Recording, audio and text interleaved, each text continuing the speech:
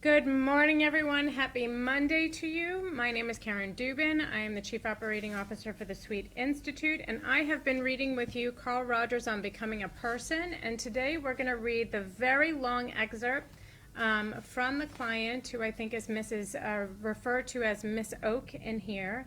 And we're going to start at the bottom of page 96. We're going to read to the end of that particular section. At 99, since the section is a very long dialogue. So here we go. The next excerpt comes from the 34th interview. It is very incoherent material, as verbalizations are often when an individual is trying to express something deeply emotional. Here she is endeavoring to reach far down into herself. She states that it will be difficult to formulate. Client: I don't know whether I'll be able to talk about it yet or not. Might give it a try. It's a feeling, that sort of an urge to really get out.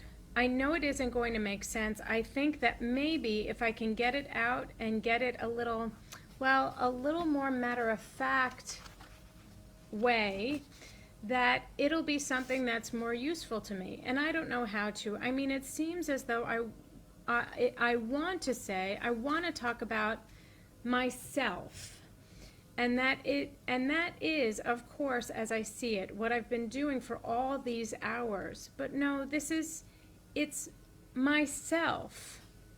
I've quite recently become aware of rejecting certain statements because to me they sounded not quite what I meant. A little too idolized. And I can remember always saying it's more selfish than that, until it sort of occurs to me, it dawns, yeah, that's exactly what I mean. But the selfishness, it has an entirely different connotation. But I've been using a word selfish, then I have this feeling that I never expressed it before, of selfish, which means nothing. I'm still going to talk about it. A kind of pulsation, and it's something aware all the time, and still it's there. And I'd like to be able to utilize it too as a kind of descending into this thing. It's as though, I don't know, damn.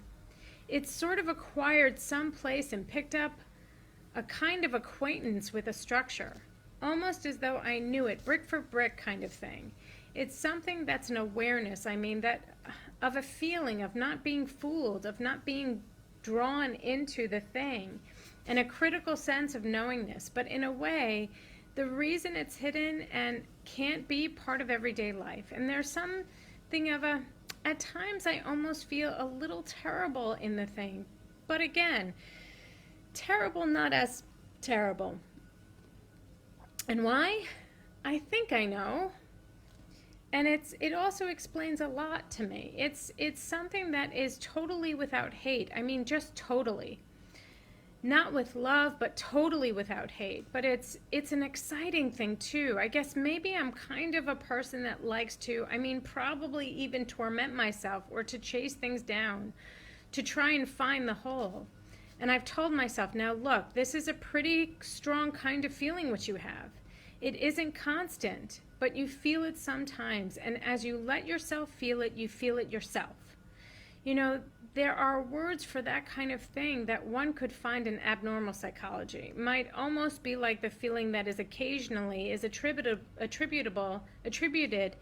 to things that you read about. There are some elements there.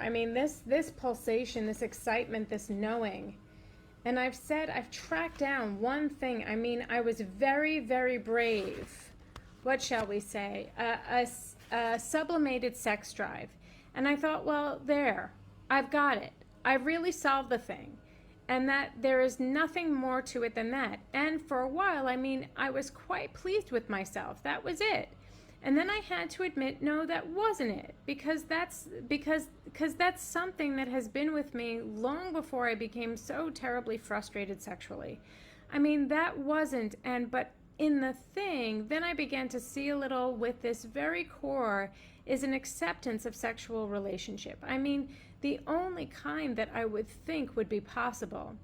It was in this thing. It's not something that's been. I mean, sex hasn't been sublimated or substituted there. No, within this, within what I know there, I mean, it's a different kind of sexual feeling, to be sure. I mean, it's one that is stripped of all the things that have happened to sex, if you know what I mean. There's no chase, no pursuit, no battle, no kind of hate, which I think seems to me has crept into such things. And yet, I mean, this feeling, a little bit disturbing. Therapist, I'd like to see if I can capture a little of what that means to you. It is as you've gotten very deeply acquainted with yourself on some kind of brick-by-brick experiencing basis, and in that sense have become more self-ish.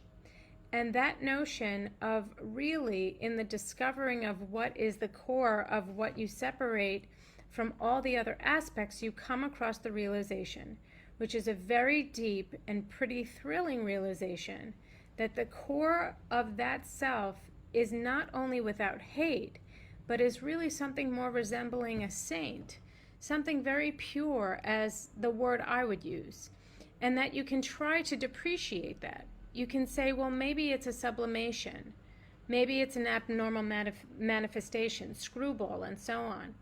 But inside of yourself, you knew that isn't it. This contains the feelings which could contain rich sexual expression, but it sounds bigger than and really deeper than that, and yet fully able to include all that could be part of sex expression. Client, it's probably something like that. It's kind of, it's kind of descent. It's a going down where you might almost think you should be going up, but no, I'm sure of it, it's a kind of going down. Therapist, it's a going down and immersing yourself in yourself almost. Yeah, client. Yeah, and I can't throw it aside. I mean, it just seems, it just is. I mean, it seems an awfully important thing that I just had to say. Therapist, I'd like to pick up one of those things too to see if I understand it. That it sounds as though this sort of idea you're expressing is something you must be going up to capture. Something isn't quite. Actually, though, the feeling is this is a going down to capture something that's more deeply there.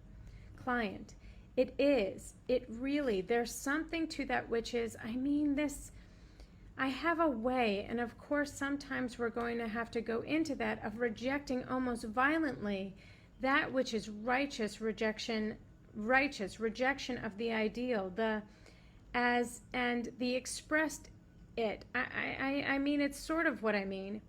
One is going up into, I don't know. I mean, I just have a feeling. I can't follow. I mean, it's pretty thin stuff if you ever start knocking it down. This one went, I wondered why. I mean, this is awfully definite feeling of descending. That this isn't going up into the thin ideal, this is going down into the astonishingly solid reality that, yeah. Therapist, is it really more surprising than? Client, yeah, I mean something that you don't knock down. That's there, I don't know. Seems to me after you've abstracted the whole thing, that lasts. An end of the reading for today, and so that was 96 to 99. We're going to start next time on the bottom section of 99 where it says, since this is presented, and we're going to continue on and see where we end up. So have a wonderful, wonderful rest of your day, everyone, and we look forward to having you join us the next time.